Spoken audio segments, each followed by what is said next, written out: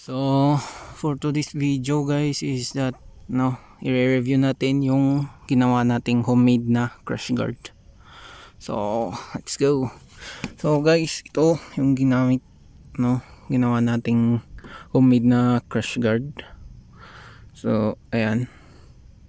Yung tornilyo sa kanyang tornilyo dito sa banda likod.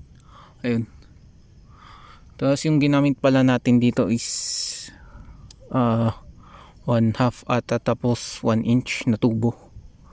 So ayan. Yan yung natin, yung fog light natin, MDL natin. So ayan. Yan guys yung slider. So dito sa harapan is that so dito sa harapan is guys. So ito, ayun, doon nakatornilyo. Tapos dito sa harap, dalawa to, isa doon, isa dito, ayun, pero hindi pa natin nilagyan. Tapos isa dito.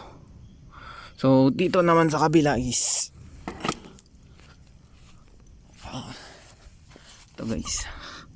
So ayan, nilagyan natin ng dito kasi meron itong gauge ng tank, ay gauge ito. So ayun guys, ayun. So ito, tapos nilagyan natin dito ng tawag dito extension, parang extension yan. So ayan. So ayan yung so ayan, yan yung homemade natin na homemade crash guard natin. So yun lang guys, thank you for watching.